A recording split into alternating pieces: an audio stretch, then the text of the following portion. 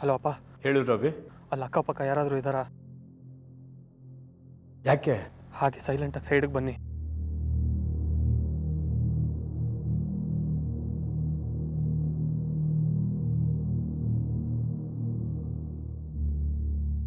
ಹೇಳು ರವಿ, ಯಾಕೆ ಇಷ್ಟು ಹೆದರ್ಕೊಂಡಿದ್ಯಾ? ಅಪ್ಪ, ಆ ಹೆಂಗ್ಸ್ ಫೋನ್ ಮಾಡಿದ್ಲು, ತಕ್ಷಣ ಮಗು ನೋಡಲೇಬೇಕು ಅಂತಿದ್ದಾಳೆ.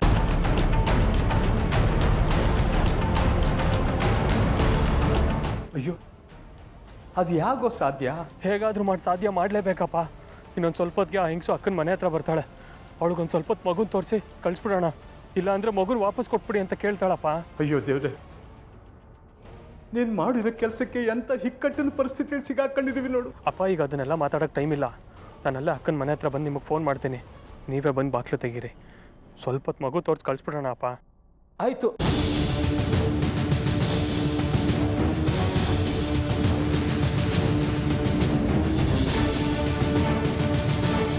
ಯಾಕೆ ಮಾವ?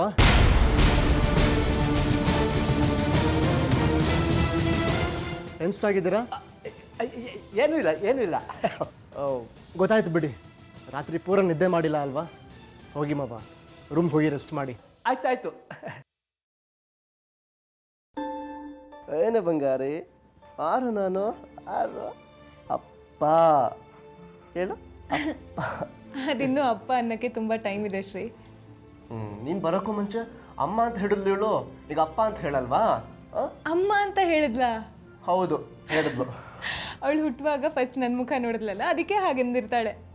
ಓ, ಇವಳು ಹುಟ್ಟೋ ವೇಳೆಗೆ ನಾನು ಜೊತೆಗಿರ್ಲಿಲ್ಲ ಅಂತ ಇದು ಅಪ್ಪ ಅಂತ ಹೇಳಲ್ಲ, ಹಾಗೆ ಹೇಳ್ತಿದ್ಯಾ ನೀನು? ಕೋಪ ಬಂತಾ? ಹೌದು, ಬಂತು. ಕೋಪ ಬಂದರೆ ಕಣ್ಣು ಮುಚ್ಕೊಂಡು ನಿದ್ದೆ ಮಾಡು, ನನ್ನ ಮಗುನ ತೊಟ್ಲಲ್ಲಿ ಮಲಗಿಸ್ತೀನಿ. ತೊಟ್ಲಲ್ಲಿ ಯಾಕೆ? ಇಲ್ಲೇ ಮಲಗಿಸ್ಕೊಳ್ಳೋಣ. ಈಗಲೇ ಹಾಗೆಲ್ಲ ಮಲಗಿಸ್ಕೊಳಕ್ಕಾಗಲ್ಲ ಶ್ರೀ, ಅದಿನ್ನೂ ಎಳೆ ಮಗು. ನಿದ್ದೆ ಮಾಡಿದಾಗ ನಮ್ಮ ಕೈಯೋ ಕಾಲೋ ಅದಕ್ಕೆ ಟಚ್ ಆದರೆ ಕಷ್ಟ.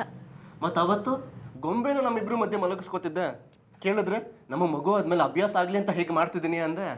ಹಾಗೆ ಮಲಗಿಸ್ಕೊಳಕ್ಕೆ ಇನ್ನೂ ಟೈಮ್ ಇದೆ, ನಿನಗೆ ಅರ್ಥ ಆಗಲ್ಲ. ಕೊಡು ಮಗುನ, ನಾನು ತೊಟ್ಲಲ್ಲಿ ಮಲಗಿಸಿ ತೂಗ್ತೀನಿ.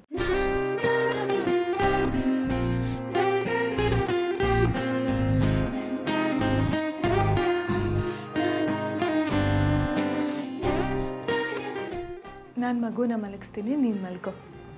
ನಾನೇ ತೊಟ್ಲು ತೂಗ್ತೀನಿ. ಶ್ರೀ, ನಾಳೆ ಬೆಳಗ್ಗೆ ಎದ್ದು ಆಫೀಸಿಗೆ ಹೋಗಬೇಕು, ನೀ ಹೋಗಿ ಮಲ್ಕೋ.